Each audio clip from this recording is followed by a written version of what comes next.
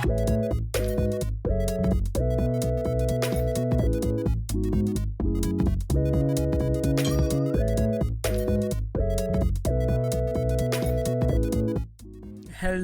Get a Life fans.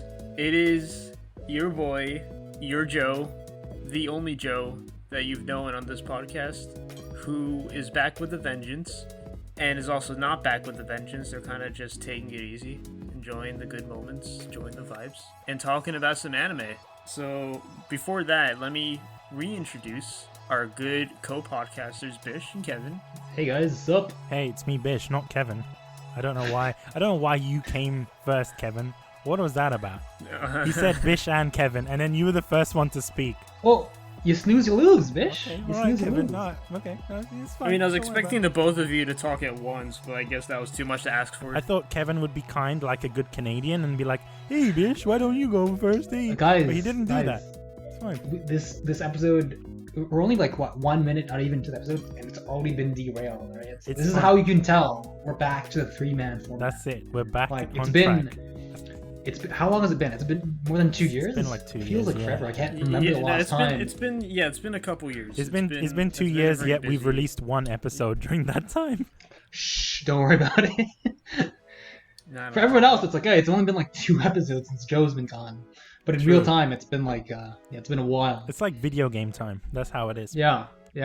Yeah, I mean, what matters is, we're back in it, we're back in the groove, we're going through the motions, and we're gonna have a lot of fun. Today's episode is one that's gonna be a little special. As you guys know, I enjoyed Kaiji quite a bit, and I was in the mood to talk about another gambling anime, and so I recommended, as part of my quote-unquote return with a vengeance, which also wasn't much of a vengeance because I'm just kind of going through the motions, I decided I want to go and cover Kakegurui. Well, before we get to that, I'd like to make it clear for new people here that, just so you guys have an idea of what Get a Life Podcast Kunai is all about, it's a monthly anime discussion podcast under the Get a Life group. As you guys know, due to the nature of the discussion, we can't afford spoilers of the show that are going to be addressed. So if we talk about certain things that are a little spoilery, it's part of the discussion. We can't really do anything about that. When you listen to these kind of episodes, it's recommended that you watch the show first and then come back to us, because we'll be waiting for you. We're always waiting for you. Smiley face.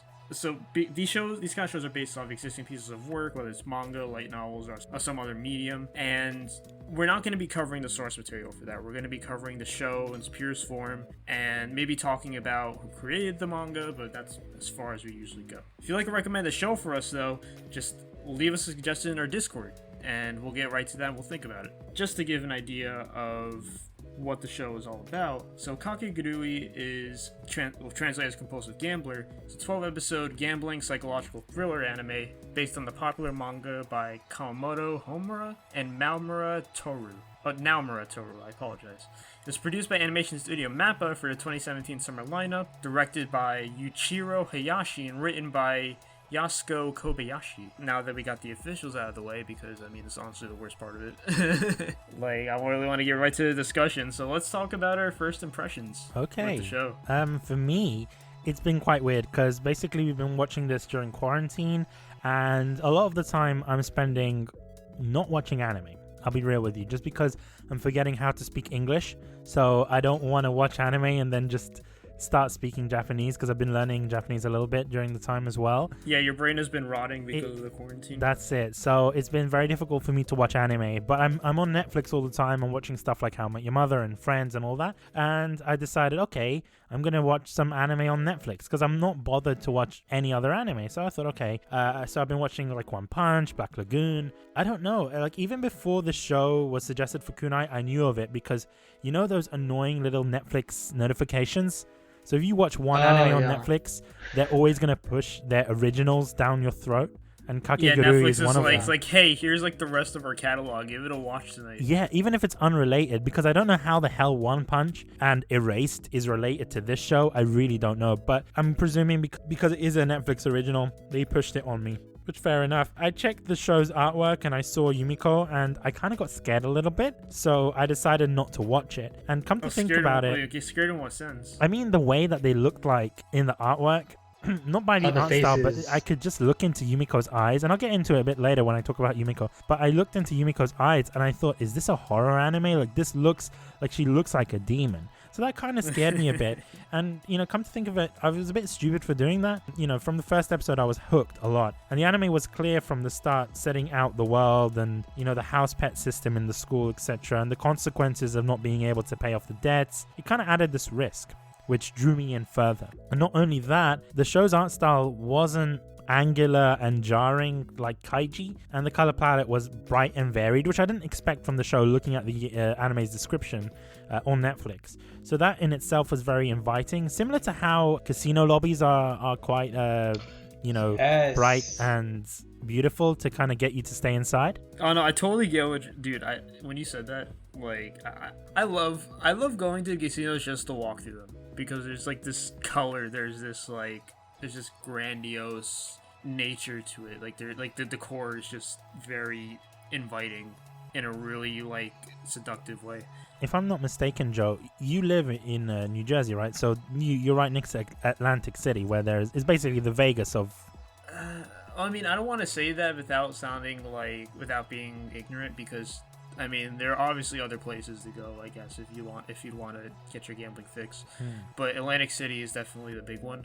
I've actually gambled a bit myself, and Oh, we've got an expert in our hands here. Hell yeah! No, it's because Kaiji. No, it's not even like real gambling. It's really just slot machines. Oh, okay. No, because okay. I mean, I considered Kaiji, playing on like the cards, but see, look, the thing is, we do that at home, but we don't use it with money because none of us have money. But we play a lot of the games from Kaiji, Student problems, like Chinchiro and all that kind of stuff, which is pretty cool. But I mean, other than that, we don't really gamble when there's money involved, because you got to have money to gamble, and this show shows that, and it kind of scares you. If you don't have the money, you're gonna get fucked. You're gonna become a house pet. Kevin, I'm interested to know your first impressions on the show. Yeah, so I mean, I already knew about Kakegurui, partly because Netflix has this terrible algorithm that shoves everything down your throat as soon as you click on something.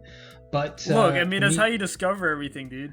Yeah, it's true. But for me, I kind of knew about it more so because of the manga. Just walking through the bookshop all the time, they really prominently display the Kakegurui series in my local bookshops, because I think it has to do with the cover art. And I know we're not supposed to talk about the source material here, but I think that even in the show, they preserve this very distinct art style. And as soon as I watched the first episode, honestly, I was hooked, because the first thing that hits me, once again, is the visuals. Oh my god. I will fight you if you do not like the visuals. They are honestly amazing. And it goes to show that, you can see that this is the same studio that made Yuri on Ice, that made Zombieland Saga, right? They have a really good reputation, right? This is of animation that you've come to expect from the studio, really, right? So Kakegurui is really no different from that. So that's the first thing that really hooks you in, right? Again, just watching the introduction, so the opening and the ending, you really get the feel that, you're in the Las Vegas Strip and you're walking down with these bright neon lights and stuff. It's just this very distinct, flashy color palette, right? But that's just on the surface. I think that what really hooked me as well is that it reminded me in a way of Kaiji, right? And I'm not gonna lie, I'm not a huge connoisseur when it comes to gambling anime or gambling shows in general, but watching Kaiji got me intrigued by the whole genre, right? Growing up, I liked Yu-Gi-Oh and all that, card games with these really intense back and forth moments between two characters. I was always really hooked by this type of show, so Kakegurui was a natural fit, honestly.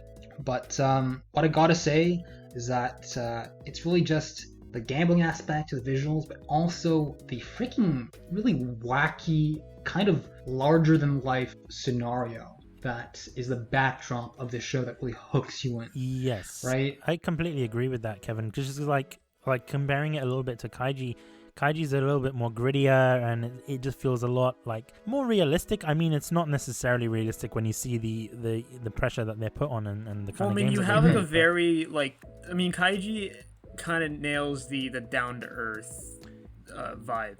when it Yeah. comes to its presentation. But like it's something that you could, like, if you really thought about it, you could maybe see it happening. I mean, definitely. underground gambling and stuff. But when you see a Kakegurui, right, it's very different. As you said, it's that spectacle. It's showing off, kind of like, you know, Vegas and like more American-style casinos. It doesn't feel underground at any point. No, I think it's kind of the opposite. It's like Well, I mean, as you find out later on, it's like there are a lot of people are looking towards this academy as this place to like go to the next level in terms of your career, and life. As far as I know, there's no school that does that. You know, it's very anime setting, if you want. I don't mean that in a condescending way, right? This is really like intense and over the top, but it's so over the top that it just, I don't know, it just piques your curiosity. That's the thing, Kevin. You said there's no school that does that, but there's schools in the United Kingdom. Obviously, they don't do it to this level, and there's no like gambling and such. But there are like private schools in the United Kingdom where, you know, you have your sons of your lords and your ladies, right, or your MPs' sons and stuff, where, you know, they're expected to perform a certain way because of their class and whatnot, and they have like internal deals like this. So those things do occur. Let's not kind of forget about that, but it is hyper exaggerated. Yeah, no, these things do happen. It's for sure, you know, they obviously are like, you know, high class schools and shit. I don't know, maybe some shady shit goes down in college, but my point is like just the absurdity of this, you know, house pet system, like fucking 16-year-olds, I think, in Japanese high school, like throwing down suitcases of like 100 million yen at a time. Yeah, shit, that doesn't happen. But yeah, it's just so casual. Like it's palpable, like, hey, right? dude, here's like 100,000 yen. Like, go buy yourself something good.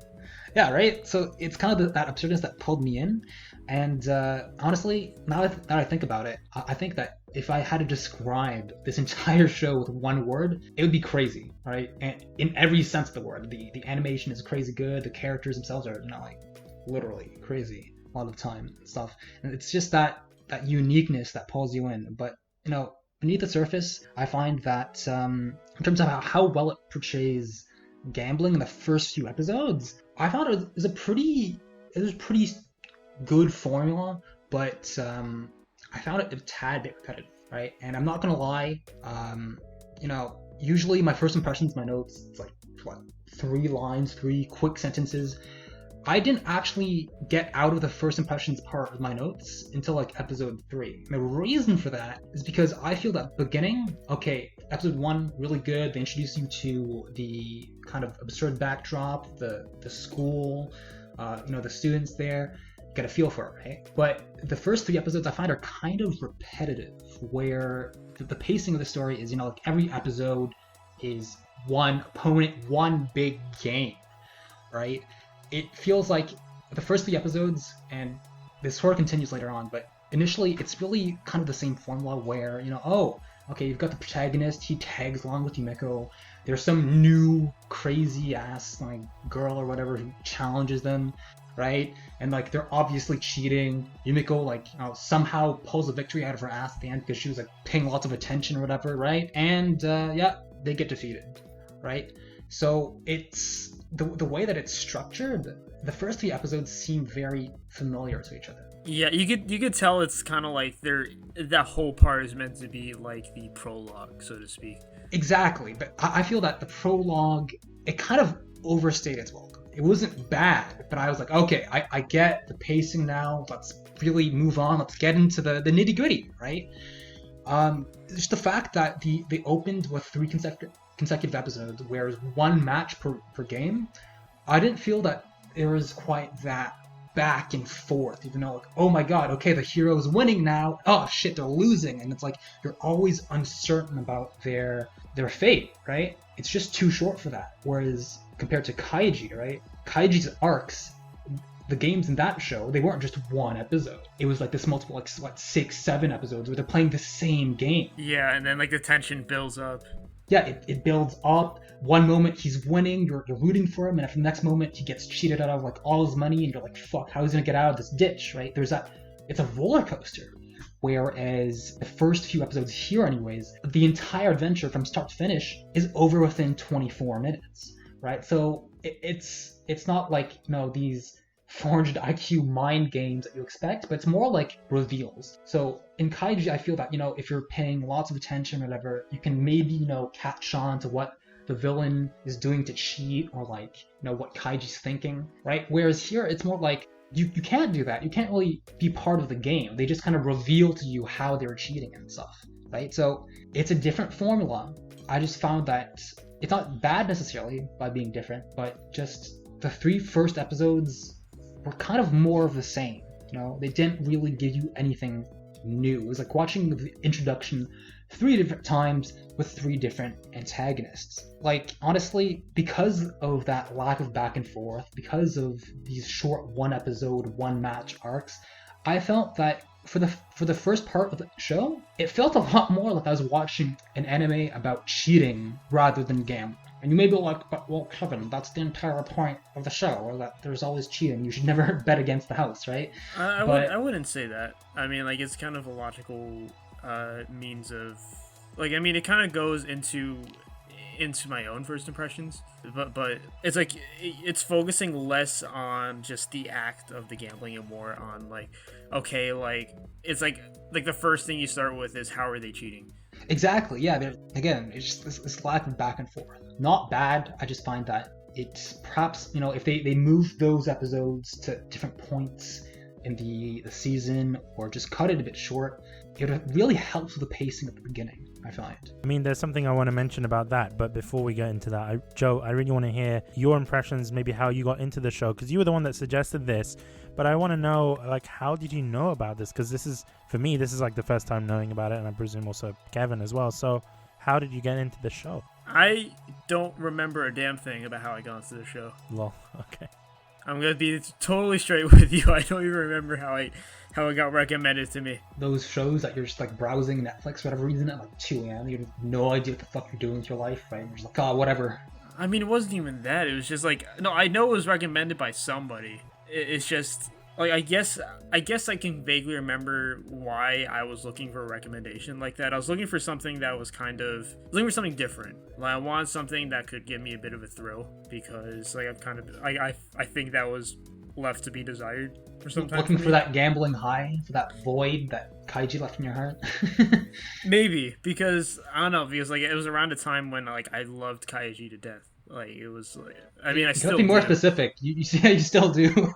Yeah, like I still do. Like, and so, well, I mean, the point is, I wanted something that would like excite me, something that would maybe like enable me to feel in a certain way. And so I stumbled across Kakegurui, and then I gave it a couple watches, and well, I mean, I watched a couple episodes, and there's something. I mean, like I think the first time, like before I rewatched it, I stopped at episode 8 because at the time I was so hooked. I was watching the episodes back to back.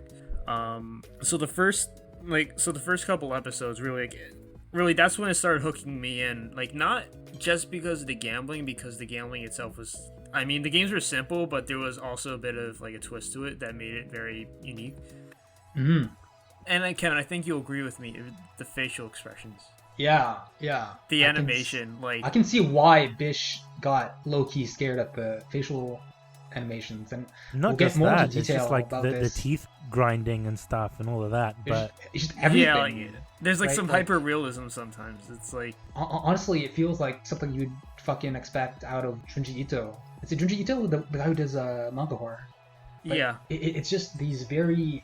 It's just beautiful. I mean, I don't know if I'd go contrast, that right? far because I mean, obviously not. Ito But goes very like. he goes very far. But, I don't want. But like I know what you're getting. At. Actually, like, it's not the same thing at all.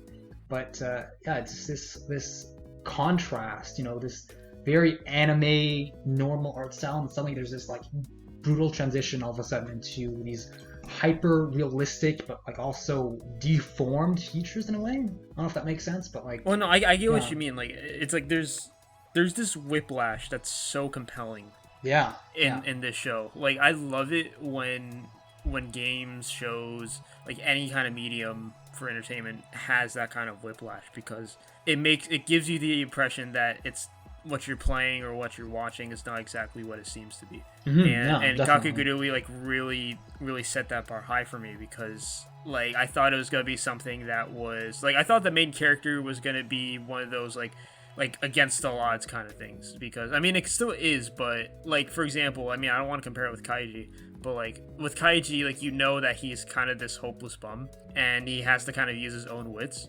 But you have Jabami Yumeko who comes in. She kind of has it all down already.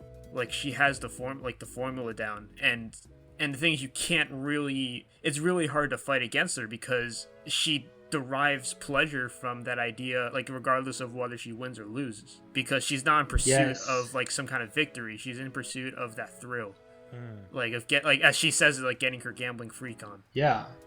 Like and like that's something that makes her a very interesting character to me. Definitely, and not like we'll get into this later. Yeah. Obviously, like this is like all character stuff, but like I definitely see it though. Like I think that one of the first things that I noticed also is the characters. As I said, the entire show is crazy, right? I'm not gonna lie. As much as I liked the gambling aspect of it, I was kind of worried about the characters at first because I was like, other than the dude, I think everyone might be fucking batshit insane. I don't know how I feel about this, right? Because at least with Kaiji, right? And I know this isn't the Kaiji episode, but just because, if I'm not mistaken, this is Bish and I's only experience with other gambling shows. And let's be real, I think Kaiji is kind of like a standard against which all others in the genre are compared to. Honestly, I would say it's Akagi. Yeah, I would say Akagi as well, because Akagi came before Kaiji, but... Yeah. Okay, alright, my bad. I retract my statement, and I apologize to the fandom of Akagi.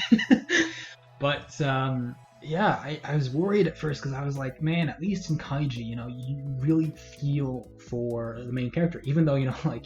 You don't have to be in debt or anything, but he's an average Joe who just ends up in a really fucking shitty situation, right? Whereas, honestly, with Jabami, she's already like, a hot shot gambler, right? She's a cut above rest. She's kind of overpowered in the beginning. You're not sure whether she's going to be a Mary Sue, right? So it's like there's that disconnect, right? Again, the scenario of the show is great and all, but because it's so crazy at the same time, you have a hard time relating to a lot of the shit that goes on, right? You're not some rich kid who has like a shit ton of money to gamble. You don't really know much about gambling in the first place for anything like me, right? So that was one worry that I had at the beginning, not gonna lie.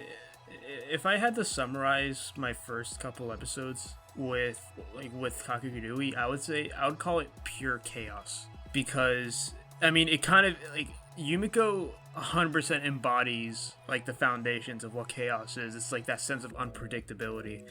Like the idea that like it could change at any moment and you wouldn't be able to prepare for it. Like it just throws everything off balance just because she has a certain mindset to it. And honestly, it was very attractive. Oh. He doesn't mean like that, Kevin. Jabami? I mean, the thing is, like, the fact that she was able to go, like, to face pretty much everything with such an animated approach to it, with such a, I mean, I don't want to call it crazy, because really it's just kind of how her personality, her tendencies, like, are tapping into this, like, primitive type of behavior that also seems very logical in some cases. And there's something about that I just can't help but feel, like, attracted to, because it's like there's something kind of inspiring in all that, if that makes sense. Like there's something kind of beautiful in all that, and it kind of solidified the rest of like those first couple episodes for me. Like especially when she was meeting what was his name, Ryota. He was meeting Ryota. She was meeting Mary. Like seeing how she like goes between like somebody who's very caring, because you can tell that she cares about people. She isn't like inhuman. It's just like it's just when you see her in a gambling situation, you can see how much pleasure she derives from it. And I think pleasure is honestly a big focus on that. But actually, that's a very good way to go into the story segment of this, because I was really attracted by this idea of getting pleasure from gambling, from like these interactions throughout this entire season. So I want to know maybe your thoughts on the story and like the themes it used, like not just pleasure, just anything. Okay, I think it's quite interesting because you guys are talking very highly about the show, but then the first thing that came up to me was that it just didn't seem like, I don't want to compare it to Kaiji in that sense, but it just didn't It didn't seem like look, I'll be honest with you, it just didn't seem very interesting. And I really want to talk about my favorite episodes and things like that, because the way that the show is organized, right, is that there is one gambling game per episode. Rarely, sometimes you get a 2-part episode if it is really tense, but we don't see like a 4-episode, arc based on one game, right? So you tend to find out what's the solution to the game towards the end of one episode. And I just want to talk about my favorites, because there is a lot of them, and the one thing that comes to mind is the fucked up Russian roulette type e-card game, if that makes sense. I like that. That was my favorite one. I love that. And the reason why that is because there is a real risk. There is a real risk. Their lives are on the line, and it was just like, yes, this is like the kaiji shit I was looking for. Because the other games, right? Okay, there's money, and then you being a house pet, and at worst, the worst scenario you can be put in is obviously life plan, right? Where you marry a rich like aristocrat or whatever. That's the worst case scenario. But even then, if you think about it, like culturally in Japan or even in other countries, right? These things already happen on a daily basis, like arranged marriages and things for business purposes. Like that happens. So it's not necessarily as shocking as losing someone's life, especially in the game of Russian roulette. And I enjoyed that because it was just weird, because at first it's like, shit, he doesn't know what's going on. Like he only figures it out towards the end, right? That shit, okay, I'm going to be playing the cards like this, but he could have easily not have done that. I think though that there are some issues within that episode, particularly, I know it is my favorite episode, but there is some issues like the whole lipstick thing in the chamber. Like how are we supposed to know? We didn't see that. We may have seen her apply some lipstick on her lips, but it's like, can the connection be? Like, how am I supposed to believe that? I know this. How I saw it, it's supposed to be an example of what the show does actively. It's like making certain like very subtle adjustments without people noticing. Yeah, but it seems like a Deus Ex Machina. It's not even noticing. I don't think you can notice that. Again, that's the difference between Kaiji and this, is that Kaiji, at least they drop hints, right? You can follow along a bit. Whereas this, it's like, oh, they reveal it to you, and you had no way of knowing. No, I completely understand that. And the thing is, with this anime as well, because you see it in other episodes, you see it with the Culture Club, right? With the badger at the bottom. Like when they have the whole floorboards thing, like that makes sense because they are telling you the history of gambling. They explain to you this is the history of how people cheat in certain games of chance. And I completely get that because it's related to some form of history. But the whole lipstick thing, it just felt like a Deus Ex Machina for me personally. Because just like, how the hell? Like, and am I supposed to believe that a barrel would do that? Do you see what I mean? Like a barrel of a gun. If you jammed it, wouldn't it just implode? Well, it wasn't jammed. I think it was just marked. No, I think she jammed it because she said she jammed it with her lipstick. She jammed it with the lipstick. So it's just like, oh, okay, I get that. But it's like, why do that? It's another thing because it kind of goes into this whole idea that I have with the show was that before every episode it felt like, well, she's going in winning, right? She's always going to win because she's the main character. And part of me wanted to believe that she might die in this episode. Do you see what I mean? Because a game of Russian roulette is a game you can't control. At least, you know. Actually, I choose to believe that, 100%. Because there's like some influence in it. Like, I mean, it's not like. I mean, still, it's a true game of chance because at the end of the day, you see it with the girl when she's in the toilet playing by herself, right? She had a 50-50 chance. Well, not even a 50-50 chance. It was like a 1 in 6 chance of dying. So it's a true game of chance. You can't necessarily cheat. And when I saw that whole lipstick thing, I was just like, is this what we're doing now? I think in a game of Russian roulette. Because they're not playing just Russian roulette though, right? The whole thing was set up by her so that she would die. Right? Yeah, true, but at the same time, there is still, even if it's rigged, there is still a chance of winning, if that makes sense, because not all the bullets are in the chamber. So there's still, even if it's a slim chance. All the games have that though, right? Even the Culture Club one, the one with like the swords and whatnot, that is purely chance, right? Or it's supposed to be, but and then they rig it so that that again the house wins with the magnets. Yeah, so for me, what I got out of the show was that there's no such thing as a pure fair game of chance. The house will always win, right? No, I think it kind of goes a little bit more into the whole themes and stuff, but I'll get that into a little bit later. But that was my favorite episodes. I think another one was, I'm trying to remember, I think it was episode 4, was it? Was the one where they're doing the... is it the Indian poker? The 2-card Indian poker to exchange their debts. That was a great episode, but only because they were working together, and I liked that. But at the same time, what I enjoyed about it was you got a little bit of backstory, because obviously the episode starts with, I think it's either that episode starts like that or the episode previous, right, where Yumeko is stripping, basically. For all intents and purposes, I think they were going to sexually assault her. Oh no, they were. That was the whole idea. Yeah, like that was like it was supposed to paint the picture of like, okay, this is what being a house pet means. Like it's like you just give in to the higher ups. Exactly. So, and it kind of made it a bit more meaningful, because before that, okay, a house pet, what do? You clean, you get verbally abused, you get bullied, but then that whole bringing that element into it made it feel a lot more real. But when I saw that, it made it a lot real to me. And then obviously when I see in episode 4 when that guy basically is there betting against Mary and what's his name? His name is Jun, I think. So Jun is going against Mary and Yumeko, right? And they're teaming together to basically fuck him over, and they've managed to get Nanami on board as well. And I'm like, shit. And I like, when I saw Nanami's story, I felt really upset, right? Because not only was she being sexually abused, but she was being humiliated. She got her hair cut and stuff, and I was just like, that episode, I think that was my favorite episode, actually.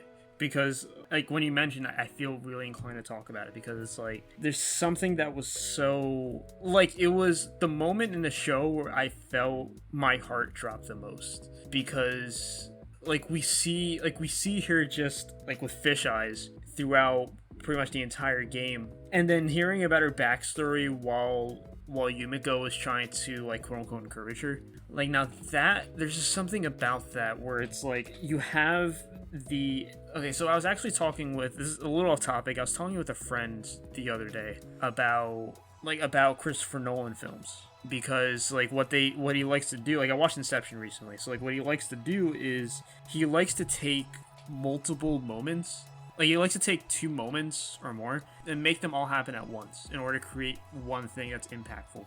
So the reason I'm saying that is because this episode did something similar, in my opinion.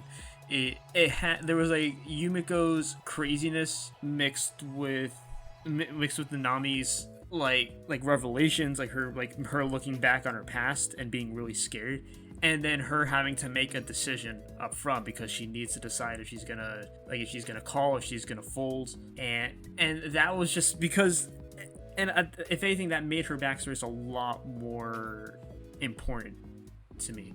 Because that was, like, in the end, that was the breaking point that made her decide what she wanted to do. What was very interesting to me was that even though, because I'm not sure if you guys know this, but obviously Jun ends up in, being a house pet, even though he put in a fake bet of 10 million, right?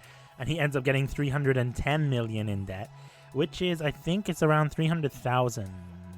No, it's not, is it? No, it's about a lot more. It's $3 million US. Yeah. Mary, obviously, her debt is cleared at that point. And you see Nanami. Nanami's debt isn't cleared. She still ends up with 10 million in debt, and which is the same amount of debt that she had to begin with. But she comes out of it with more than what she started, right? Because she's given this new sense of freedom and self-esteem, and she grows as a character, even though technically you only see her for like 1 episode, but you see a lot of character development within that 1 episode. And that's why I love it so much, because you could remove that episode and then she would be basically, it wouldn't matter, right? Because all of her stuff is in this 1 episode. But I felt it was more impactful because also we saw more of Yumeko, right? Because Yumeko could have fucked them both over and they could have got both of their debts cleared, but she didn't. Or at least she could have ended up with 10 million in debt and basically fucked the both of them. But she didn't do that. She kind of had compassion. So when I said before, like, I thought that Yumeko is a demon, and they do say this within the episode, she looks like a demon.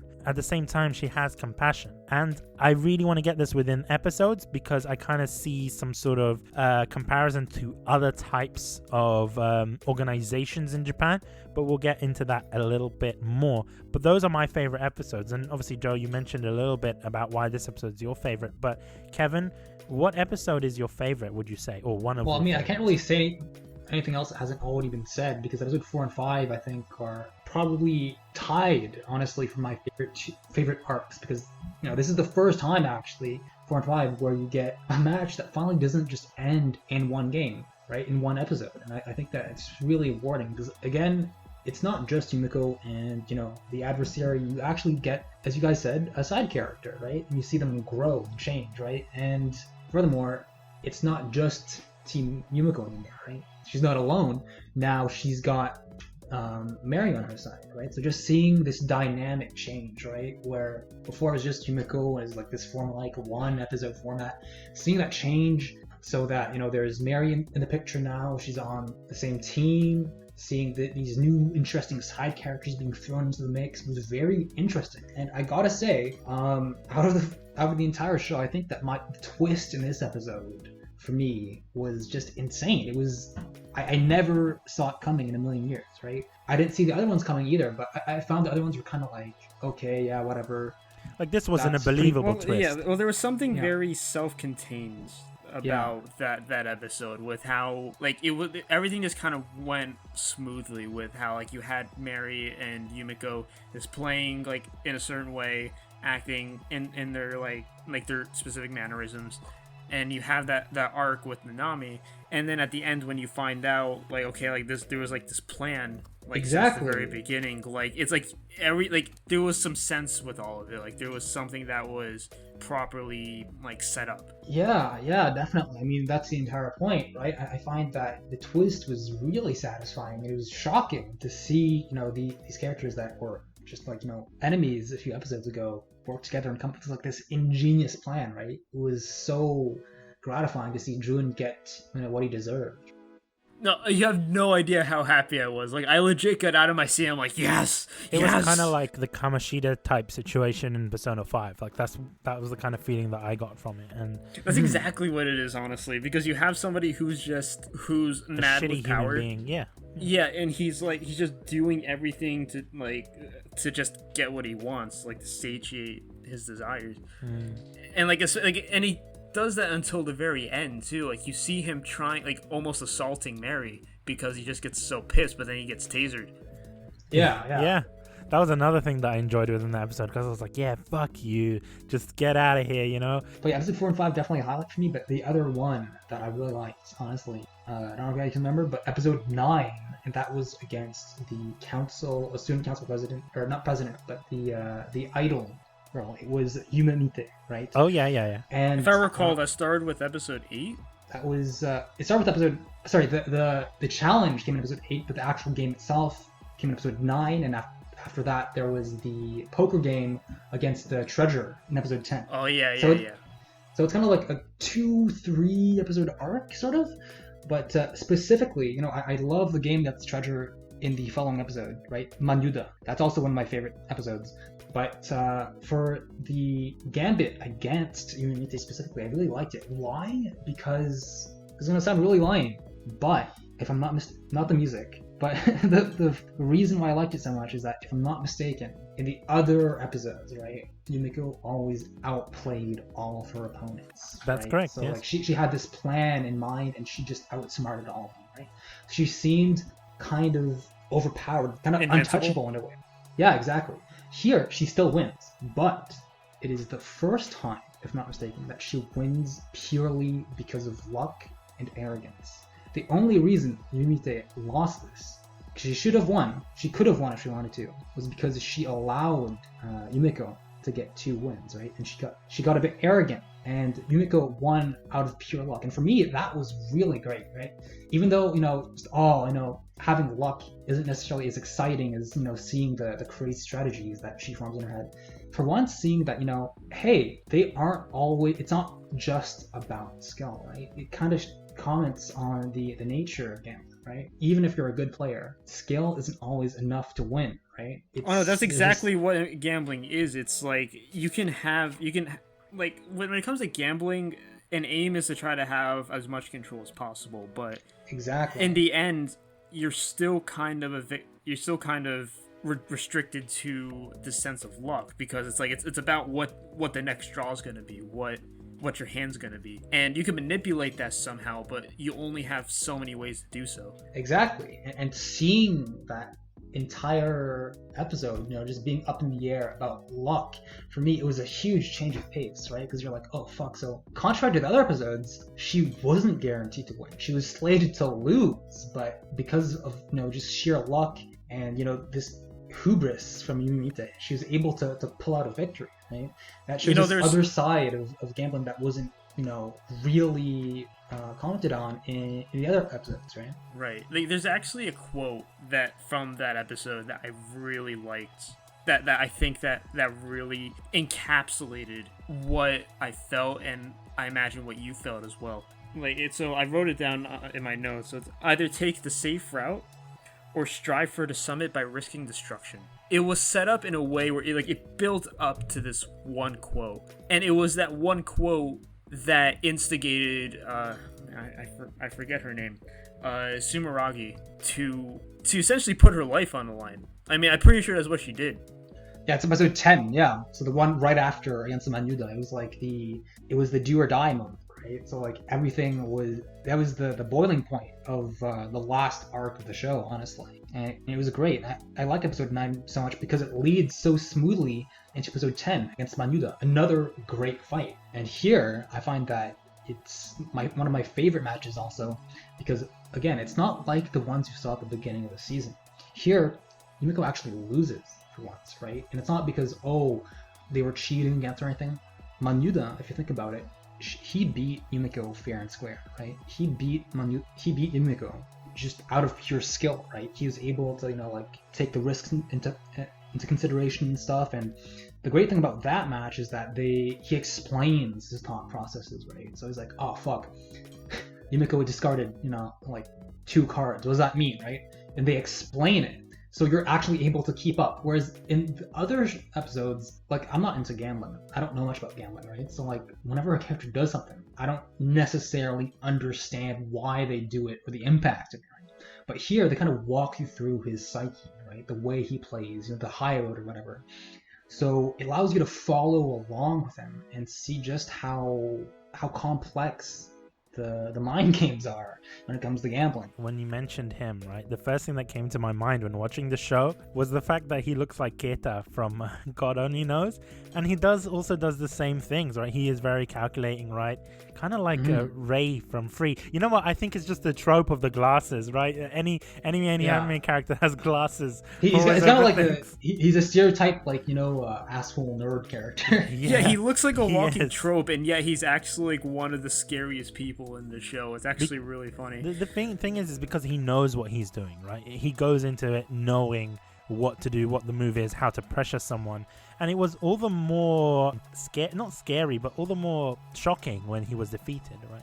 But that being said, do you guys have any other favorite moments or anything like that? Because I'm so excited to go into the themes of the show, because that's all you can finally talk about. That's pretty much it on my end, because I'm really excited to talk about the themes as well, because I have a whole bunch of notes on that.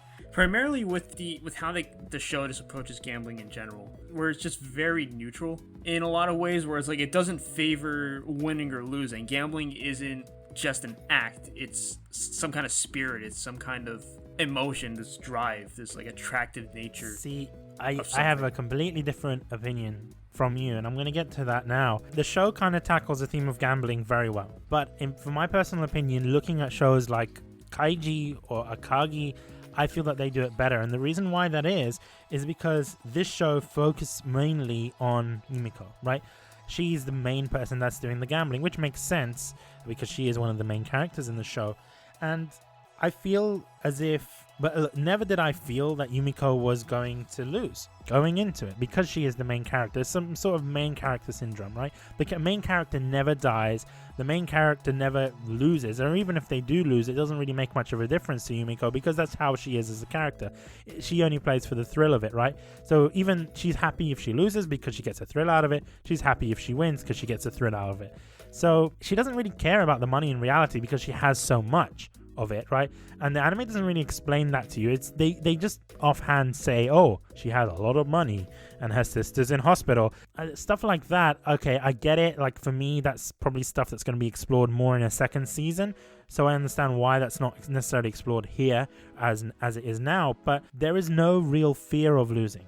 With Kaiji, there was a fear. There was that fear. That was, the sawa, that bit kind of, it scares the shit out of you, right? Kaiji lost his fingers. Kaiji was gonna lose his ear. That kind of stuff. His life was on the line, and that's why the only episodes where I felt, that shit, there's something really on the line here, is the episode where she's playing the Russian roulette game. But even then, because she, that episode was like, that was an early episode, right? That wasn't even towards the end. But the fact that you look at the episode and it's 12 episodes long, and that there's a second season, even if I didn't know that there was a second season, I went into that episode knowing that Yumeko was going to live. Not even that, look, she could have lost it, fair enough, but I knew that she was going to win, only because there was a certain number of episodes left, right? So there's an issue with pacing there. And like I said, the stakes are high, but at this point, they're somewhat meaningless because nothing really happens to these characters, right? If you look at the idol, I forgot her name now. What was her name?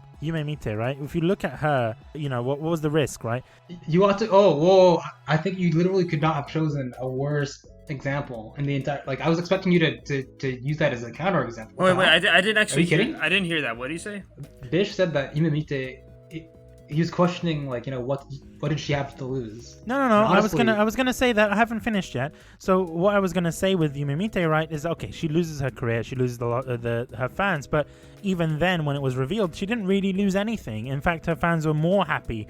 They're a bunch of simps, that doesn't and they were mean like, she "Oh had my nothing god!" to lose. It just meant in the end, what she thought she was gonna lose wasn't actually lost. Yeah, but that was a bit shitty. And even though, when we see with, I forgot his name, the school council treasurer, right? I forgot his name.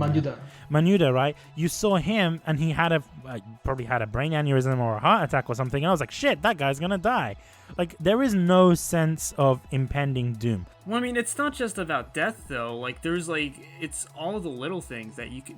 I know, but even then, to me, it doesn't make any sense. Like, it's not like it doesn't make any sense, but it just doesn't feel, it doesn't feel as important. Like, you look at Kaiji, and when you see Kaiji loses a lot, for the most part, but when he loses the matches, he learns from them. I'm not saying that Yumeko doesn't, but I'm just saying there is consequences to him losing.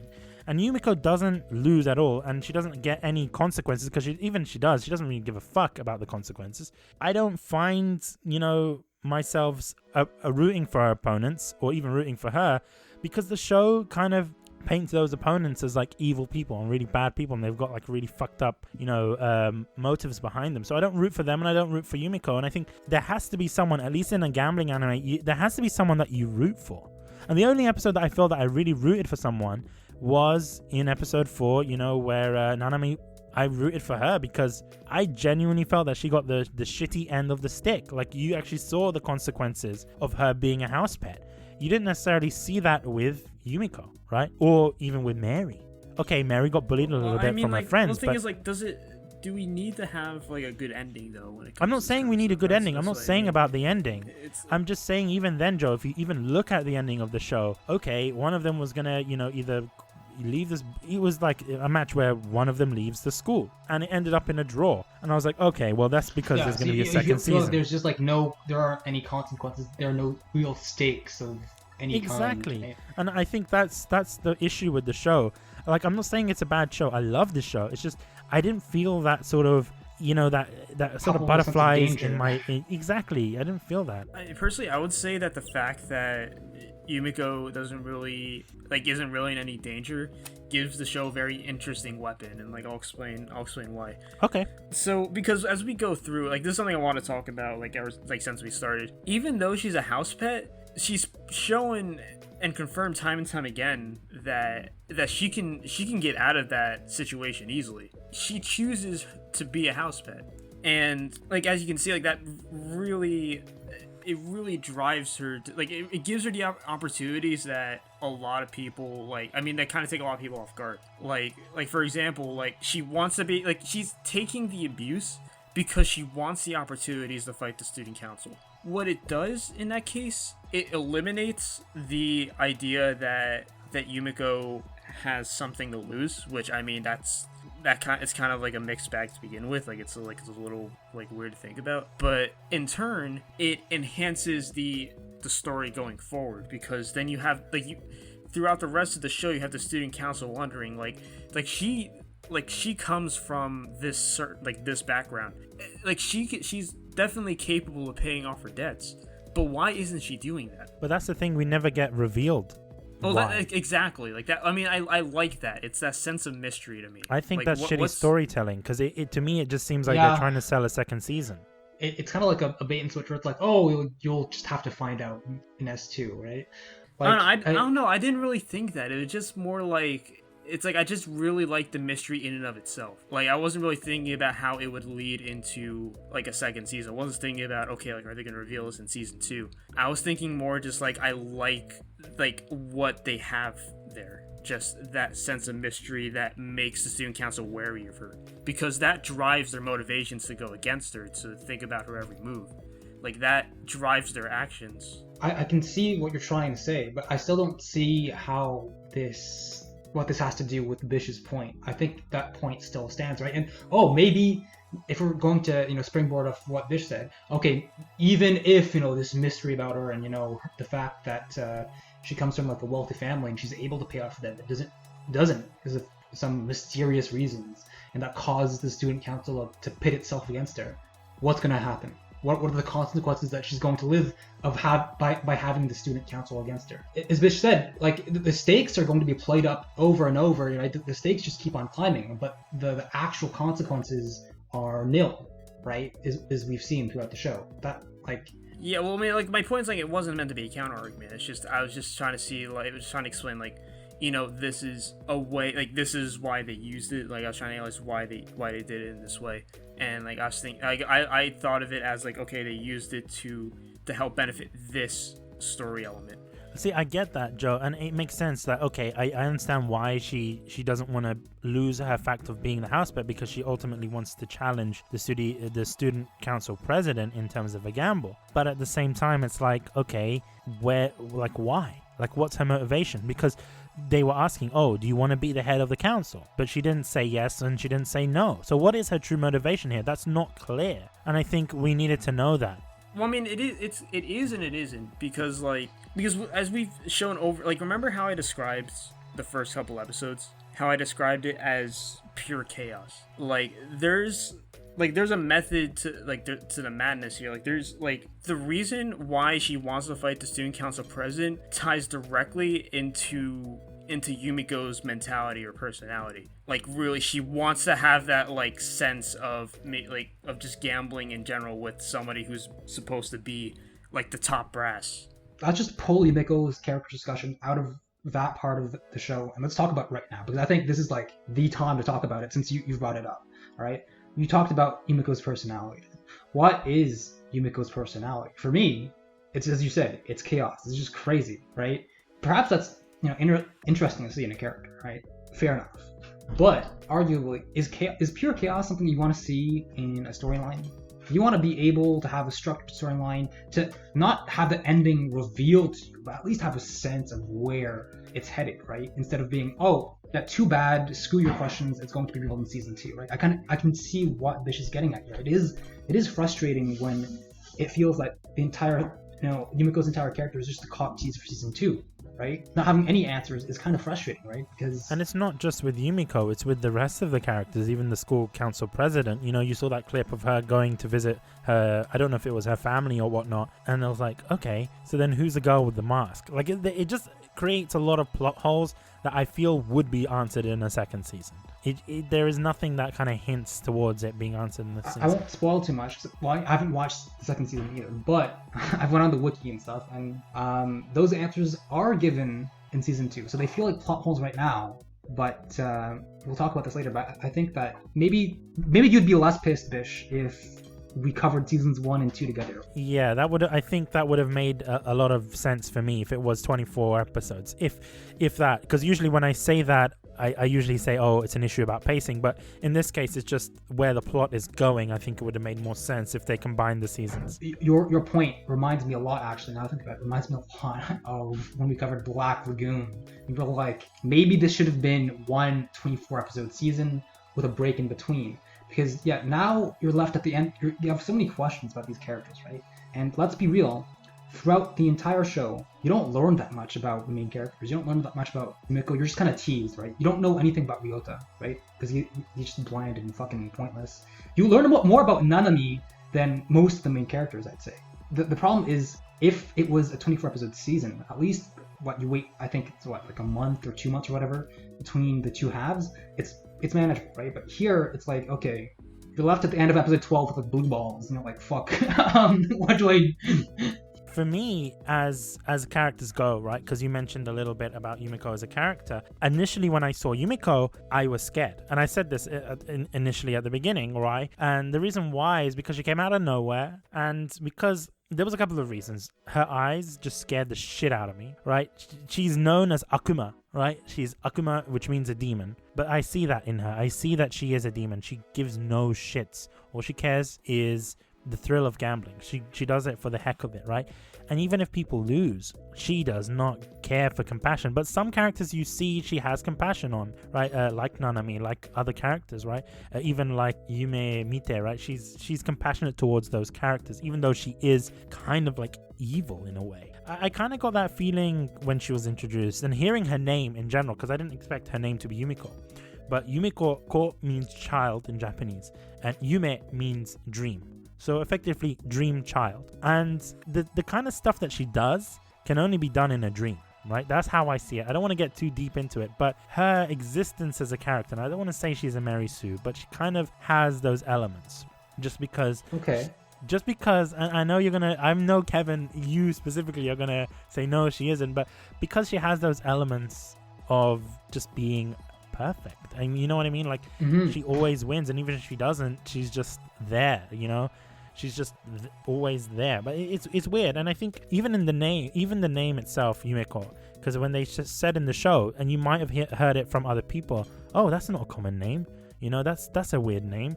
And it isn't. It's an odd name in Japanese, and it's not commonly new. And I didn't know what to think of Yumeko, because she is the devil. She's Satan herself, right? She drives people into madness, yet at the same time, she does it for their benefit. And I question myself a lot. What has Yumeko seen in her life so that she becomes like this? I often, like I said, I often leave wanting more to know about Yumeko. It's like, what kind of character? Like, where's her backstory? Who is Yumeko? Where is your backstory? That I think that quote sums up a lot of her character. It's like they give us a lot of tease, right? There's no payoff to it, right? It's like, fuck, give me some answers, right? You gotta give me something to work with here.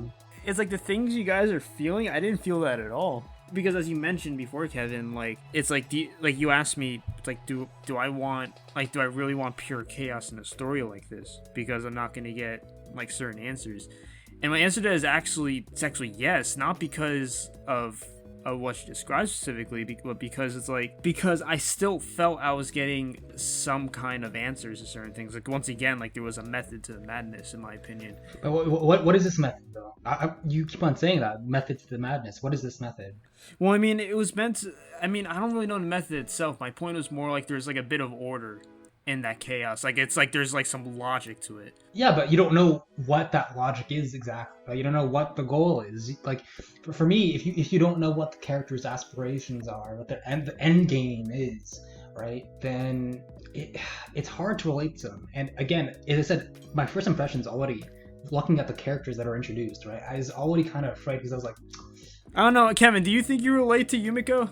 That's exactly the thing, though. It's like you can't relate to them, right? And on top of that, because, you know, if you're going to have a scenario where it's totally unrelatable to the average Joe who's going to watch this, and you have these crazy characters... I wouldn't recommend this kind of show for an average Joe, like, in my humble opinion.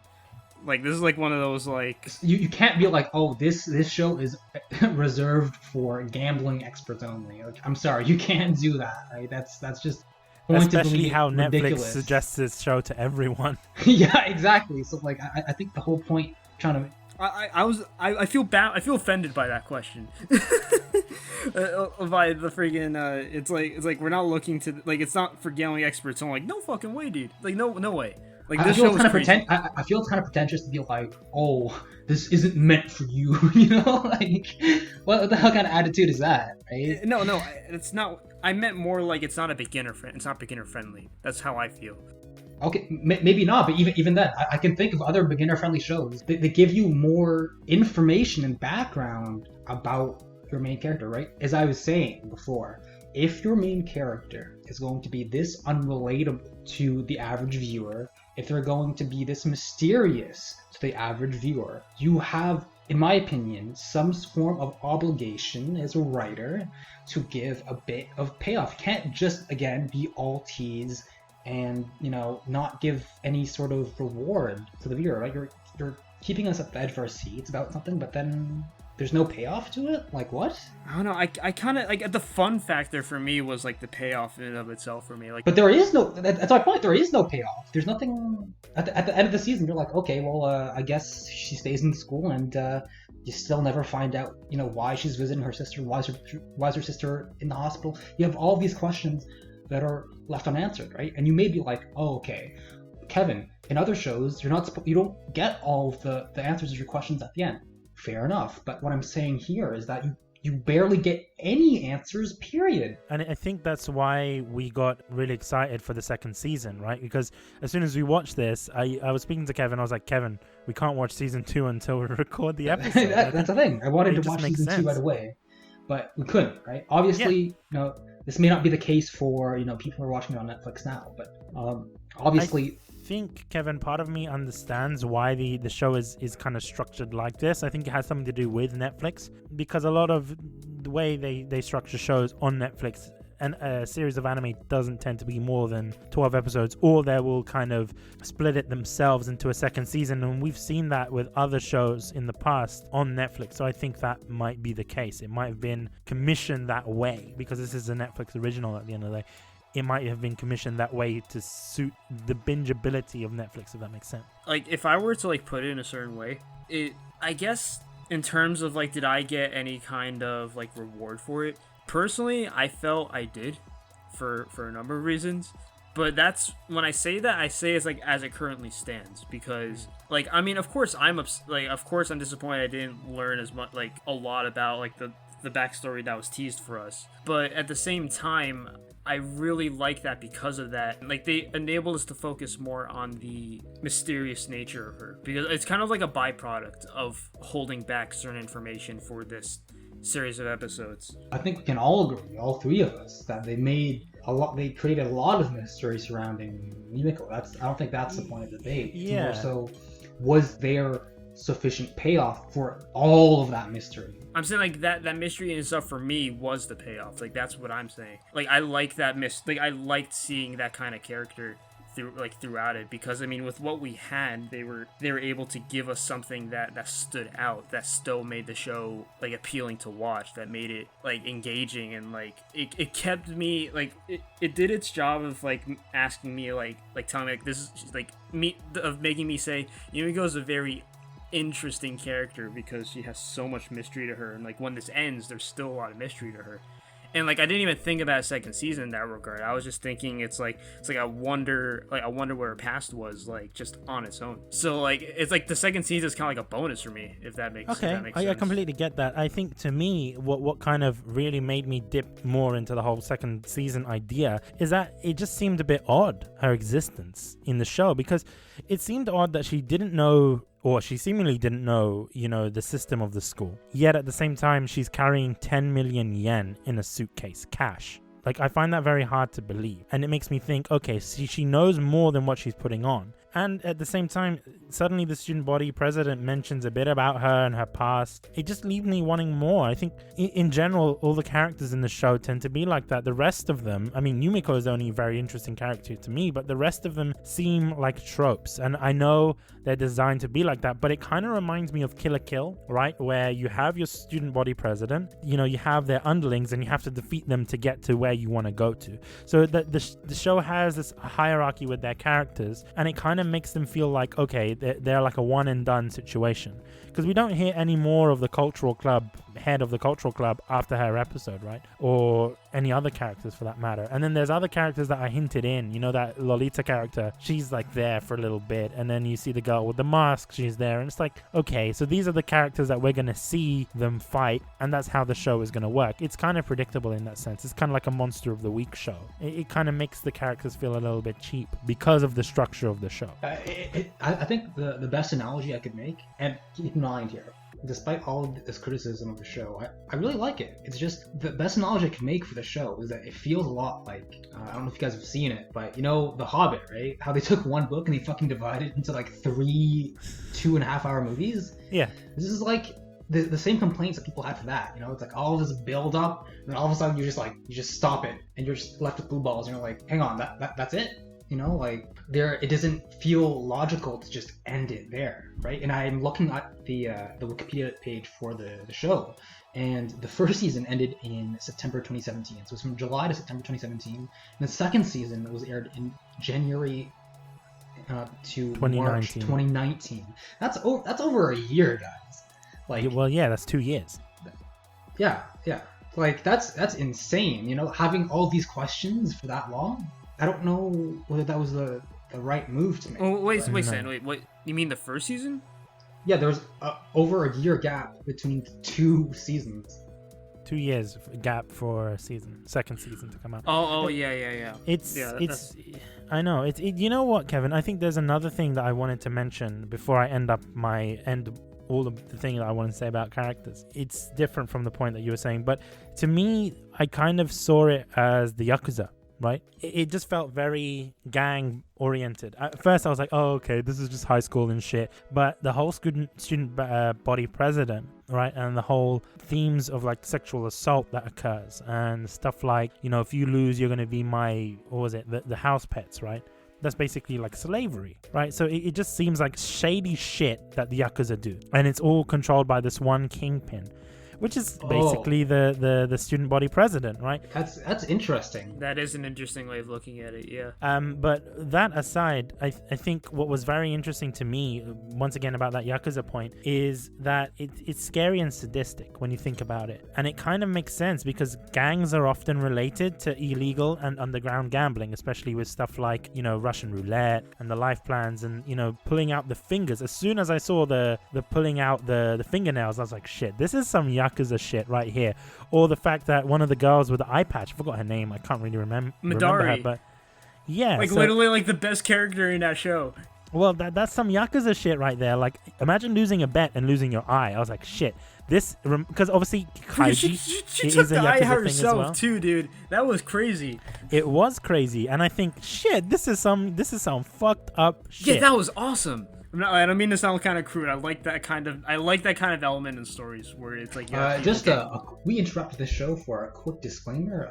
Get a Life Podcast, Kunai, and all of its affiliates.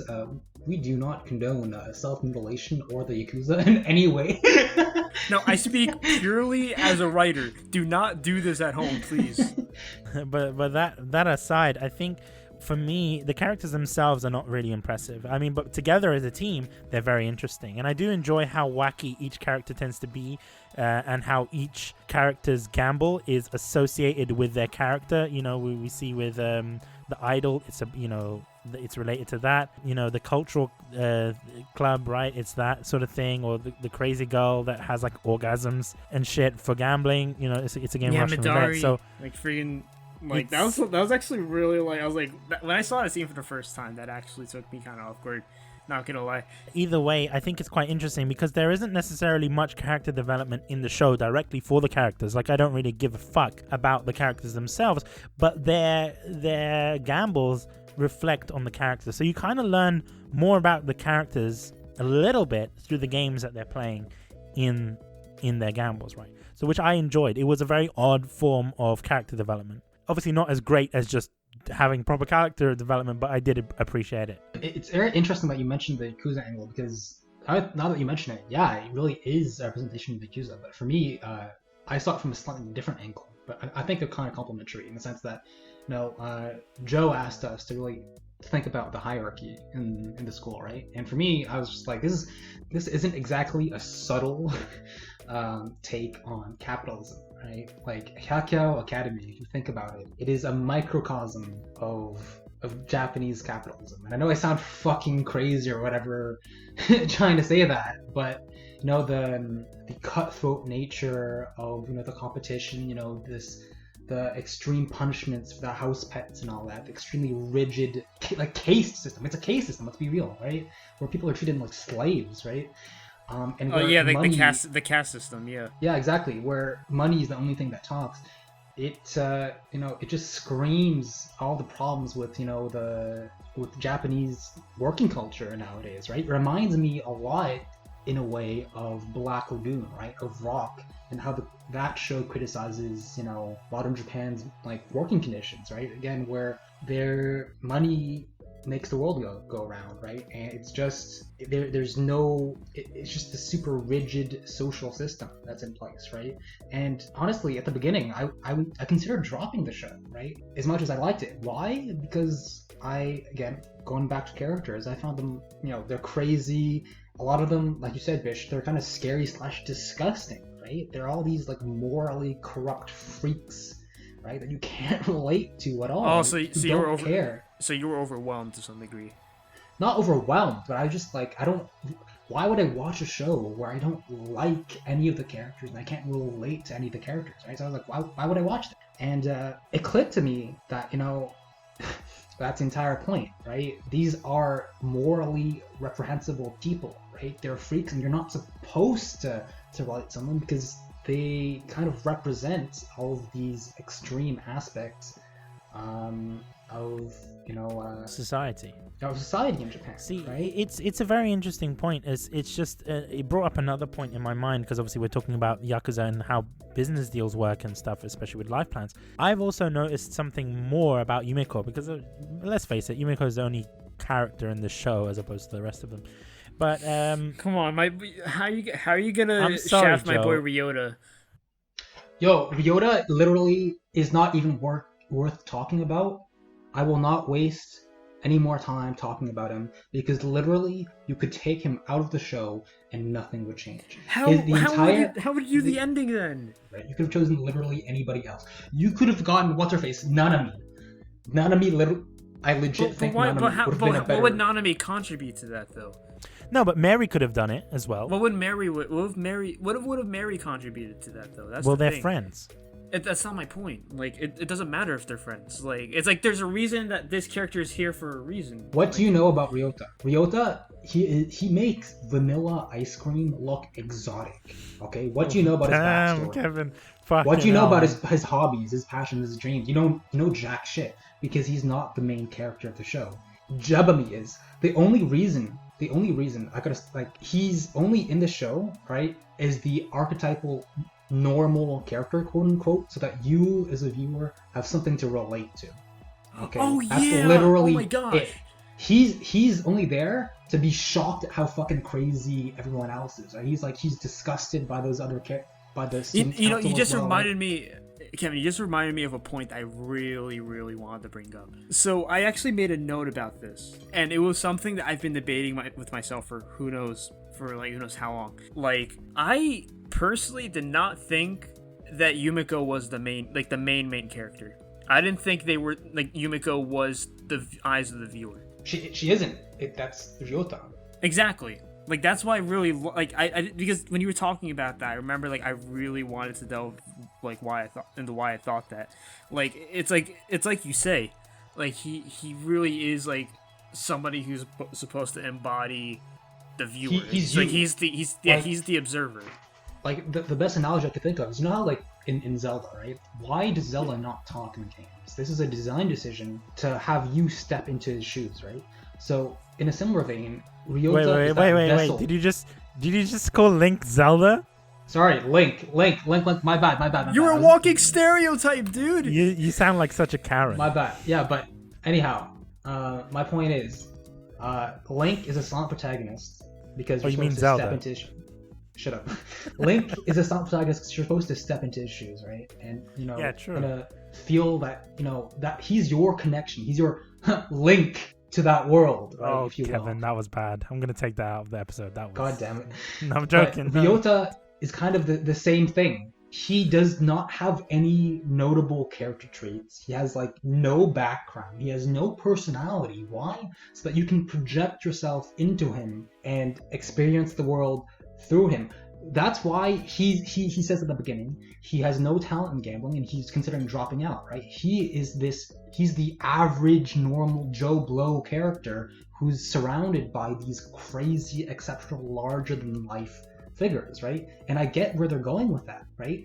But his entire character is a fucking plot device, right? When you think about The Legend of Zelda, you don't think of Link as the epitome of video game writing or of a deep character, right? And Ryota here is just, he's got literally nothing noteworthy. His entire character is just there to serve the purpose of a plot device, and that's kind of fucking boring, you know? Like, I have to strongly disagree with most of that. if you want to just friend vanilla ice cream, you go ahead. Look, well, first of all, the fact that you said vanilla ice cream is not exotic, the fact that you implied that is very offensive to me because I love vanilla ice cream. That's because maybe you're basic. It's like it's a basic flavor. He's like saltine crackers, but not even not even saltine cracker. He's like an unsalted plain soup cracker, man. Like that shit. For the most part, I see, like, you have a lot, like, there's a lot of merit in what you're saying. However, I really felt that he had his moments, and I think that we're maybe going a little too much into absolutes. Like, for example, like, he's not a deep character by any means. He's not like the most interesting character either. And like in a lot of regards, I'd even say he's one of my least favorite characters. But however, to say that he totally provides absolutely nothing, like that, I feel like that kind of disregards the moments that he did have, like even if they were very little and very minuscule. Whether he as a character provides very little or not doesn't really matter, like in some cases. And what I mean by that is, like, for example, in the game with Madari, like I felt we would have went a completely different direction, because like it's like working with people. It's like each person does not think in the same way. Each person is going to respond in a certain way, and like that, just like changing anything will ultimately change the dynamic. And so I felt like that scene, like only Ryota could have done that scene, because then otherwise it would have turned out like realistically it would have diverged in a number of different ways. And the same also applies for the very end with the student council president and the tarot cards. Okay, but let's be real here. So he's relevant for one part of one episode with the Russian roulette game, and he's relevant for about 30 seconds in the last episode, right? Well, that's my point. Like, there's still a fair bit of relevancy. Out of 12 episodes. I think that, like, by that metric, if you want to compare how important the characters are, Mary and what's the girl who's the daughter of the card company again? Whatever? Saotome? Sumeragi. Yeah. They, like, directly played side by side with Yumeko more. They played against her and stuff. Whereas, you know, Ryota, he's just there to be like, wow, oh my god, she's so amazing. He's kind of like an amoeba, you know how like anglerfish, right? Like males just kind of like attach themselves with the females and they just kind of like become fused and become a tumor or whatever. Ryota is like that. He has no character on his own. He's only important when Yumeko decides he's important, right? He has no personality of his own. You know? He's an accessory to Yumeko. Exactly. I agree. That's not my point, though. Like, my point is that he's not absolutely, like, empty. He still had, like, a bit of contribution. Like, again, like, he's not a great character, but I don't want to completely disregard him as somebody that does, like, that bar nothing. Is so low, though. Like, oh, he's not completely useless. He talked once. He had a line of dialogue. Like, well, I mean, that's not true, though. It's objectively not true. No, but I think it is. I don't want to get this on too much, but it's like the amount of work that he done. He just, as Kevin said, you can remove him from the show completely. You can replace it with any other character. It doesn't really make a difference. So I get the point they were making, Joe. You're like, oh, but he has a special connection with Yumeko. And only he would have chosen the right card. Like, I don't even think he does have a special connection. Honestly, like, the guy is kind of like dumb as rocks. Honestly, I think that Mary or Sumeragi could have noticed the trick as well, and, you know, like, especially Mary, because she did notice the trick. I'm not even talking about the character traits. I'm not talking about it's not because just because of like his relation. It's the fact that he's just another person compared to every other character. He has a role to play, and he carries out a role to some degree. Like, that's my point. Like, it's like, I would say he's close to being like very bare bones, but he doesn't reach that point. I agree with that. Right? I think at this point, we've been arguing over the fact of, okay, is Ryota completely useless, or is he nearly completely useless? You know, this is we're walking on the razor's edge here, right? This is so semantic. Like, I see this analysis very fruitful in a lot of ways. Like, even because dissecting a character like this gives you like a lot to think about. It allows you to think about the little things. The things that you would have missed on face value. That's why it's so important to talk about something like this, because like it's kind of like trying to find a diamond in the rough, if you want to put it like that, or cone vanilla ice cream in the sand, if you will, in this case. I think we should go on to our segment on art style and animation. Personally, for me, there was a lot of stuff within the art style and animation that kind of popped out to me, more so within the opening and endings, but I'll get onto that in a little bit. But to me, the art style is fantastic. It scared me initially, but the art style is fantastic. I love how detailed it can get in. You know, with those up close shots, you know, when you see those weird facial expressions and it looks kind of grotesque. When you see their teeth fully animated. Yeah, or the fact that there's sweat on their brow and shit, and that zoom in kind of scares me. It kind of reminds me of Ren and Stimpy. I'm not sure if you've seen that show on Nickelodeon, when they zoom in and you see like up their nose and their boogers and shit and like broken bones. It kind of reminds me of that. And I think I see what you're getting at. Yeah, that makes a lot and of I sense. enjoy that to a certain degree, but that's what I like about it. Another thing that I love about the animation is that I found that this show does 3D animation correctly. You see this with the guns and stuff, and you see this with the poker chips and stuff like that. There's small little things that they use 3D animation for that I think is just perfect in that sense. But other than that, I think it's the zooming elements that they kind of help with the ambiance, and they help generate this sort of certain environment that kind of makes you feel a little bit tense. I don't know what you guys think about that. Yeah, I mean, honestly, I'll start off with the 3D animation at first. Looking at my notes, I didn't write anything about 3D animation, because honestly, until you mentioned it, I completely forgot there was 3D CGI. And I think that the way to tell that they've done something right about the CGI is if you don't notice or don't remember that there's CGI at all. And I think that goes to speak on how well it was done. And no, 100%.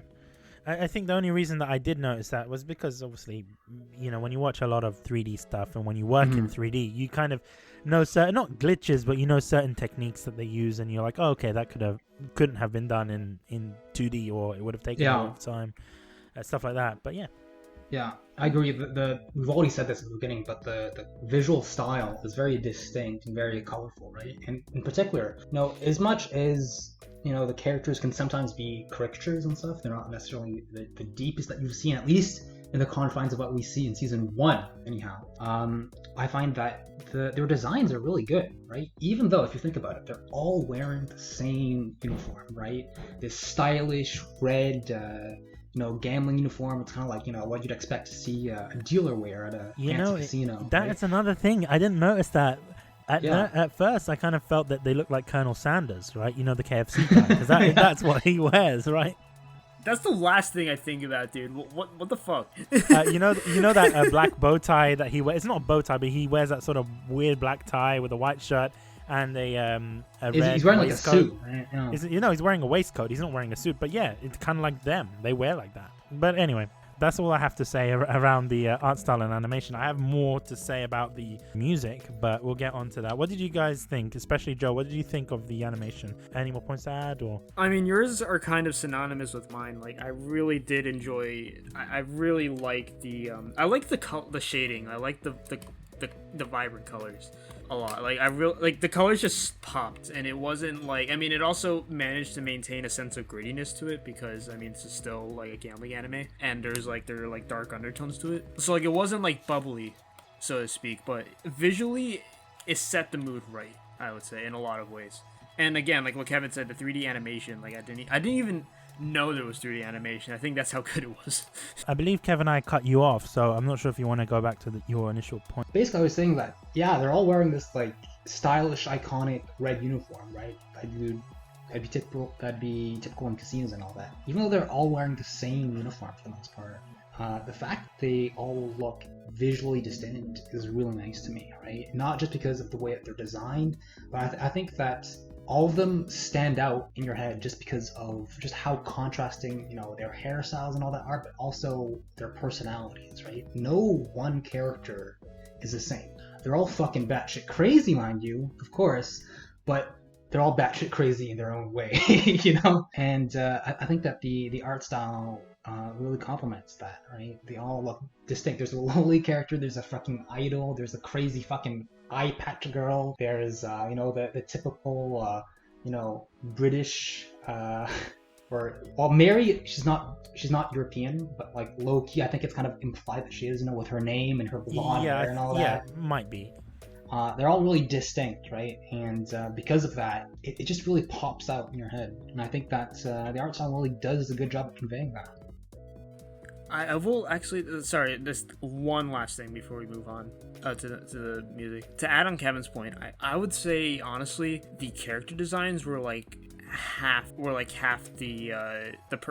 half of the package. Like, I think really when they added in the hyper realistic facial the facial animations, like when they went and they zoomed in on the things that are very uncanny and weird, I think that filled in that other half. Because when you think about it, the outfits that they wear, they're all very similar to each other. So in that regard, it's very easy to just make the thing of them all is the same thing. When you add in how they look, how they act, that's when it really shines. I kind of want to lead that into discussion about the opening and the ending and the music in the anime. In terms of music, I don't necessarily notice the background music, but that's not really what I wanted to talk about. I wanted to talk about more so the opening and the ending for the show. And I wanted to say something. On Netflix, you have an option to skip opening and endings, and obviously that's designed for binging and binge watching and stuff. But as I watch the show, I've never done that, and I don't think that there is a show that I've done that for. Usually you hear the segment and I'm like, oh, I've skipped the opening and the ending.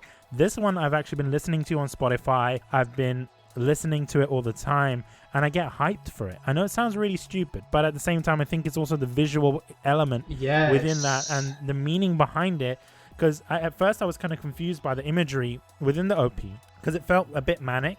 Every episode I watched, I kind of understood it a little bit more, right? With the characters being introduced, etc. They were showing all the characters that you eventually see in the anime and characters that you may or may not gamble with. At first, right, you see that from the first episode. I would have liked to have seen it not introduce them all at once, because there's some animes like Toradora, they won't introduce all the characters within the OP until you meet them. I think that would have been a better choice to do, but I still think it's still impressive. And another thing that I didn't notice I noticed at the beginning, but I didn't necessarily understand why they were there, was the fish, right? And you only get revealed in the last episode when the student council president is there and she explains her theory about how she sees everyone in the school and she sees them as fish in her aquarium. And I was like, shit, you only find that out until the last episode, and it kind of gone with this theme in the show about the whole reveal, right? It kind of works well with that. But in general, I really enjoyed the opening and the ending of Kakegurui. The live band, especially in the OP, kind of reminds me of I'm in a casino in Vegas in the 50s, right? Yes. And it's very fitting for the show, and it kind of very fitting of the topic of gambling in general.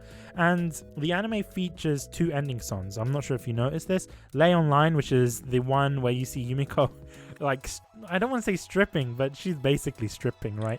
She's just letting herself go. It seems a bit weird. It creeped me out a little bit. And then when I'm looking at her face on, because you really don't see that, you see how she looks in the anime, but the animation makes her look a lot different. It makes her look like a very different character in the ending scene, which I found a bit odd because her face looked completely different. Like she was maybe older for some reason. She looked a lot older. Like she was maybe in her 30s for some reason. That's the vibe that I got from it. So I was just like, oh, okay, is she taking the uniform off because she's no longer a student at the school? Like, I was thinking about it a lot, but you also got to see her as a character. I was a bit disappointed at the fact that it was basically a reused animation for the whole thing, kind of like in MHA, how it was just Deku running for the whole ending. Oh, yeah. They spent all of their animation budget for the opening. They're like, fuck, what are we doing for the ending? It's still kind of weird because the music, I prefer the ending over than the opening, right? Because the music kind of diffused what went on within an episode, but yet it still generated hype for the next episode. And it kind of worked together because, you know, I don't want to say the bass drop because it's not a dubstep song, but the music changes when Yumeko takes off her jacket, right? And she throws it into the air and the lights kind of burst into the sky and that kind of stuff. And I was like, wow, that was very dramatic and great. You kind of notice then, like, in a lot of openings and endings, they'll usually have the animation tie into the song itself. Yeah, I mean, you notice it a lot, but I genuinely noticed it for this anime just because I was watching it a little bit more. And I think for me, also, there's episode 9 special ending. I was expecting them to sing in the episode. I'm not sure if you remember that, but within the episode, you know, it was about them singing, and then you see Yumeko start the song, and then it shows her dancing and moving around, but it doesn't show the music, or you don't hear the music, and you're like, what the fuck? But they were saving it towards the end, and I was like, okay, I'm glad at least we got to hear that. And it was great. You know what was weird though? The ending for me kind of reminded me an opening to like a mecha anime, you know, like something like Gundam. What? Yeah. What? The music reminded me of like Continue. Gundam from the 90s, that sort of vibe to it, you know. Dude, what that I must mean? be the horniest mecha anime of all time. No, but that's just how I see it. Like, what are your thoughts on the opening and the endings? Because I've said all I needed to say about it. Well, I think it really, like, you said it well enough. I think the same thing, really. But, like, again, the opening, for me, as you said before, it reminds you of a casino, right? I instantly thought, you know, with the jazz music and the smoothness and the I don't know if you guys noticed, but in the opening, the color palette is a bit more muted, right? It's almost like this watercolorish, with no dark contrast or anything. It was really smooth, right? The music was really smooth and flowing as well. I got this image of the Roaring Twenties, right? I just could not stop thinking about it, you know, like the Roaring Twenties. See, right? I got the idea of the 50s. I don't know where you got the 20s from. I don't know. I mean, 20th century in general, I guess we could say it like that. It's like, it kind of gave you that, like, old school... Yeah, just like people partying, jazz clubs and all of that, you know, having fun. Just, or, you know, like this sort of like Bonnie and Clyde feeling, you know, like this old school vagrancy and, you know... No, it's interesting because you mentioned also the color palette, and I didn't notice it until now, but it's quite interesting because it makes the characters look like dolls, right? Like oh, exactly. Porcelain. They don't look real, right? It's kind of, yeah. It adds this kind of surreal element to the entire thing. Right? It kind of reminds me of a I'm not sure if you've seen the Beatles, you know, their music videos, right? Like LSD and like Lucy in the Sky with Diamonds and Yellow Submarine and stuff like that. Like that's why I said the 50s / the 60s, because that's like sort of prime territory for that sort of psychedelic. It was almost psychedelic, right? Looking at it with the fish. I can see that. For me, it's more so like the casinos and all that, you know, like Prohibition era America that came to my mind. Okay, that's why you said 20s. Yeah. And if we think about the ending, the only point that I got to add it up yours is that, you know, with her walking towards the screen and all that, and the bright colors erupting around her, I always got the feeling that it's like, I kind of like to imagine Yumeko like strolling down the Las Vegas Strip, you know, as everything's going down, right? So opening and ending, just like you, I think it's kind of like criminal to press that skip intro button here because it's just so good. And for the first time, I've never skipped. There are moments where I don't skip the intro, moments where I don't skip the ending, but there are very few moments where I choose not to skip both. And for this show, I always watch the entire 24 minutes every single time because. And that says a lot about it. Yeah. I'll be real with you. Other than that, Joe, I'm not sure if you wanted to add any other points towards that. You know what happened? I was watching this episodes back to back, right? So like what would happen is Netflix would sometimes auto skip to the next episode. You know, no, that's your fault because you can turn that off. Dude, I'm playing Final Fantasy 14, dude. Like I'm trying to watch this show while playing Final Fantasy. That's something you can change in the settings. Do not blame that on Netflix. Netflix, if you're listening, I support you guys. Joe is in the wrong here. That's Joe disrespecting That's on you, Joe. the show. How are you not giving this opening and ending your undivided attention? No, I get where Joe's coming from, because Netflix has this feature by default that if you're binge watching, it recognizes that, and it will automatically skip the ending and skip the intro to the next episode. It will always do that. I have noticed that. I love the opening or anything. Like, the ending is very good too. Like, I really like the like it's as if it kind of builds up to something. You don't know what it's gonna build up to, but the song just gives you that psycho. Yeah, I completely agree with that. Yeah. But Deal with the Devil, there's something that's very like. See, even the name.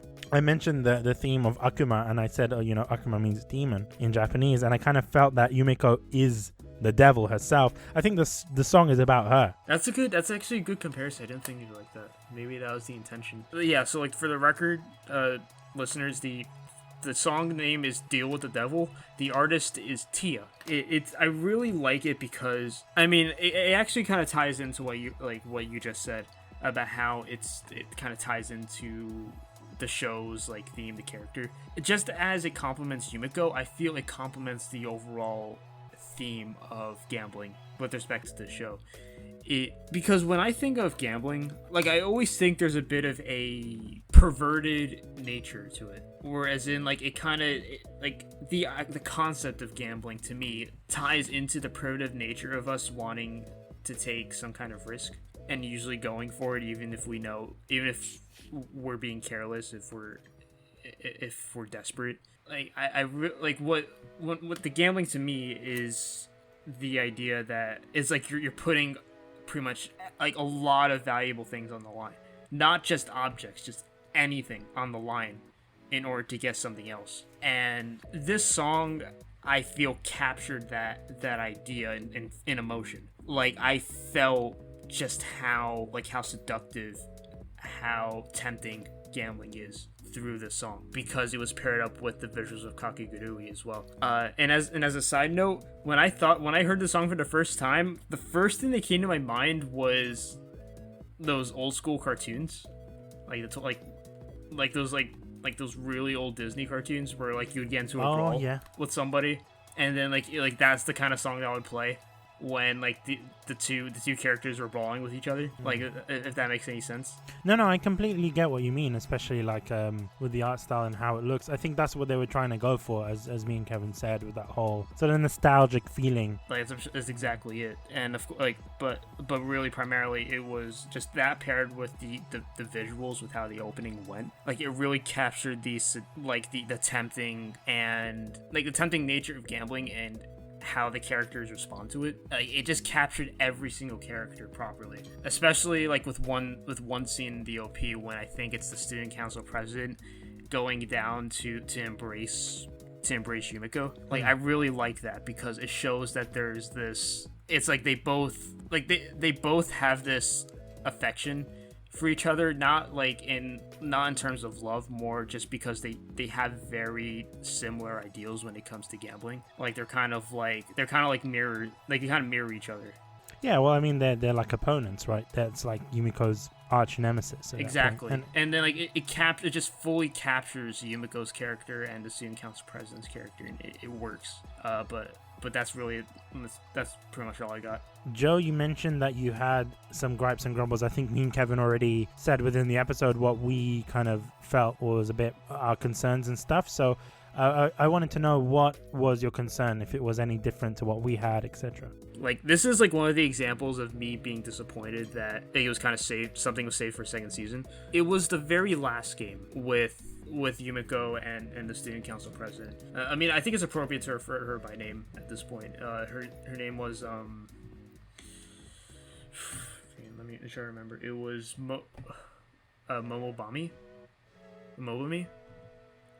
Mm-hmm. Yes. It's just the very I really didn't like how they left that final part for the very end. that final game for the end, and then just for it to end the way it did. Yeah. Like, if we're talking about things that could have been removed and not changed anything, I honestly would say that was the game that they could have just outright not gone with, and still ended the same way. Do you think that would have been a nice introduction into second season, maybe, to have that game there, or? It's hard. Depends on how they do it, because like I don't know if I'd want to start with something that's so significant and important, because then that kind of sets the bar high for what's gonna happen afterwards. Like afterwards would just naturally feel like filler to me. Okay. But like I guess what I wish they've done is maybe like if they were gonna be continuing with the second season, which they obviously did, I wish they could have teased what would be to come rather than try to fit an encounter with the president at the very end just for the sake of doing so. Do we want to see a second season of the show? And personally for me, I'm saying yes, but only because the show forced me to get into that. Do you see what I mean? Because there's a lot of questions unanswered, and I feel that the show is sprinkling in that, hey, this is a strong show that we have as a Netflix original. Let's run with this so that people can watch the second season of it. And to be honest with you, after this episode, I'm going to start watching second season because I can't wait to figure out. I want to see more what they can do with the games, what they can do with the character development. I want to learn more about Yumeko as well as the student council president. I think there's a lot of stuff that I feel will be introduced in the second season. But if the second season is going to be more of this, then honestly, I will drop it. That's just how I feel about it. Okay, yeah, that's fair enough. I think I would say, like, I mean, there are a number of reasons why I want to see the second season, but I think, like, the biggest one, like, aside from the characters, like, aside from just seeing Yumeko again, it's, and Midori, to a certain degree. I'm sorry, I really liked how sporadic, sporadic she was, how animated she was. Like, I really liked the batshit insane type of characters, like, as you probably already can see. There's just something very fascinating about them. There's a lot to observe from that, and that kind of ties into why my biggest reason for wanting to see a second season. It's the thrill, because for me there was like this strong feeling of euphoria for me whenever I saw like Yumeko just doing her batshit antics, or seeing a character like act in a very substantial way, and of course seeing like the facial expressions, because they usually tied into like how much they were willing to go in order, like how far they were willing to go in order to do something that other people would see as like totally crazy and batshit insane, and like it's like, why the hell would you do this? Like, I like seeing that, because like for me it just gives me life. Kevin, do you have any points on whether or not you want to see a second season? This past month has been kind of like torture for me, honestly, right? Because I was expecting, I finished watching the show like a week before recording, right? I normally finish watching shows like on the day of or whatever, right? But for this, I just kind of accidentally almost marathoned it in like 2 days, right? While taking notes. Just because like I just wanted to see what each new matchup would bring, right? And you know, this show's got its flaws. We've gone over already with the pacing sometimes, with, you know, lack of payoff to certain characters, but despite all that, I feel that it sets a very strong foundation for what's to come, right? So they've given you a bunch of teasing and all that, they've introduced you to all the characters, and I feel that in season 2 we'll be able to finally get some answers to all of that, you know, all those little breadcrumbs that they've been leaving for us in the first season. So yeah, definitely season 2 is something that I'm gonna be watching, right? No question about it. Honestly, you've worded it in a very, like, it is probably in the best way. Like, it's, if anything at all, this show, like the first season, set up an incredible foundation for what could happen later on. Like, it's like if they, like, now that we know the circumstances of everything, now that we've like gone a taste of the action, they could go into the second season with guns blazing. I would recommend the show to other people. There's a lot of value in the show, especially if you're getting into gambling anime for the first time. It's not as dark as shows like Kaiji or Kagi or anything like that. And it kind of, if you really want to get into the gambling aspect of anime, this might be useful for you guys. But I would recommend, because it is on Netflix, I would recommend to, as soon as you finish season 1, watch season 2, because obviously you won't have the same issues as us in terms of, not watching the second season and having not answers not answered, if that makes sense. So yeah, watching it, I think it would be better to watch it both together, all in one go, as if it was a 24 episode anime. That's just how I see it. So I'm not sure about you guys if you would recommend it to anyone, but I highly would recommend this show. Honestly, I think that either this or kaiju would make a good introduction to the gambling genre.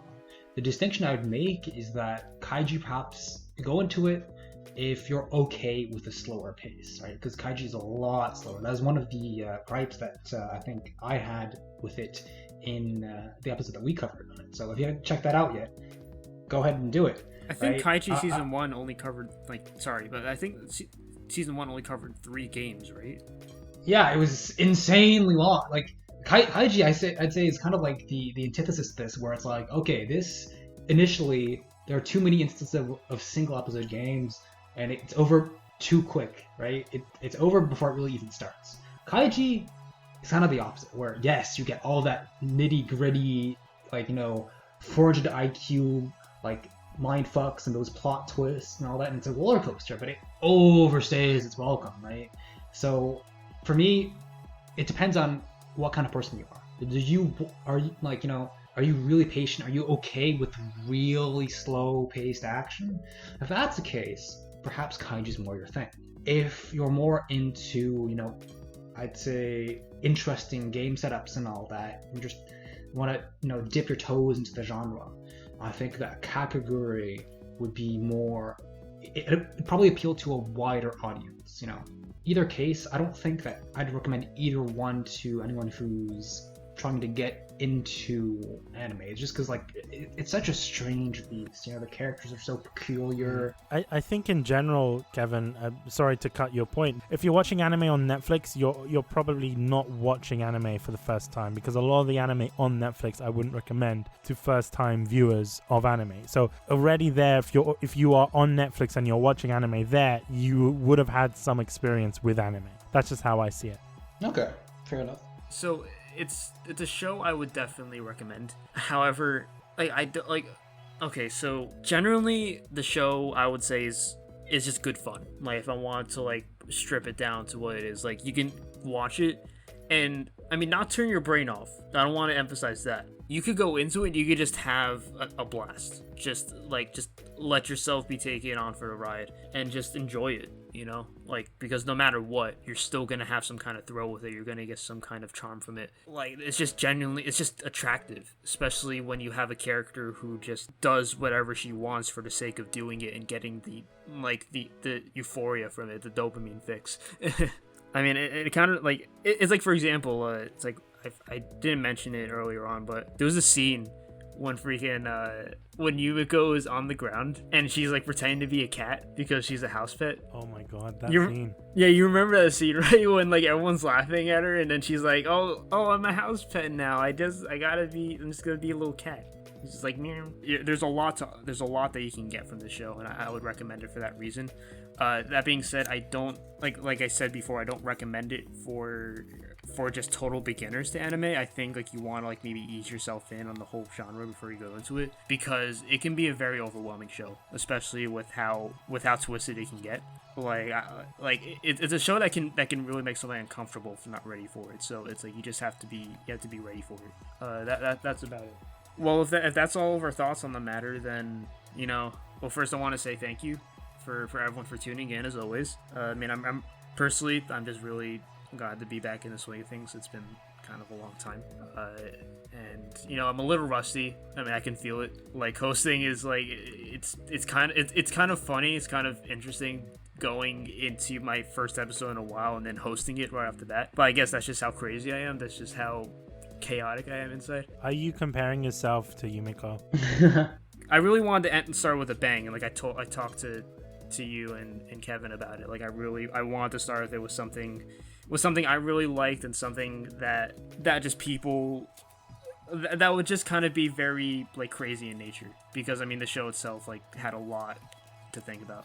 Let us know what you guys think about the episode. Let me if you have any critiques, if you have any feedback, if there's anything that you want to see us improve on, or anything to that degree, feel free to come in and chill on our Discord, because we have that. We've had it for quite a bit of time. You can see it by checking out www.getalifepodcast.com/discord. But with that said, I would like to direct it to Bish to reveal our next episode. So before I reveal the next episode, guys, I'm gonna cock tease you for a little bit.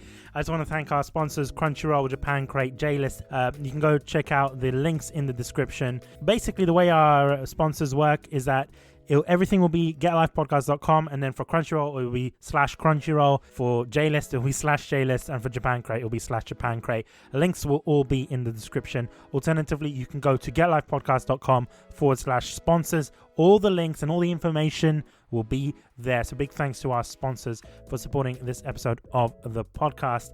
Finally, I just want to announce what the next episode is going to be. It's an episode that I've been waiting for a super long time. It is Toradora. And you're like, what? Shit. This was a show that we've been toying with for a long time, kind of like Oremo. I wanted to make sure that everyone was on board to do this, because if we had done it in the beginning, like imagine if we done Toradora at the beginning of Kunai, it would have flopped so hard and I would have had so much regret. But I think we're at a place emotionally, and we've grown as podcasters to the point where I feel that we can properly cover Toradora in a way that we can be happy about it, and obviously something that's entertaining for you guys. So expect in that episode a lot of conversation around relationships.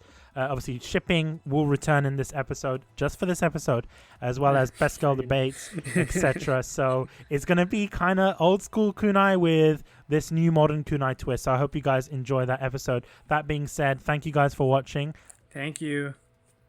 See ya. And remember, as always, I always got to end it as like this. Stay sexy.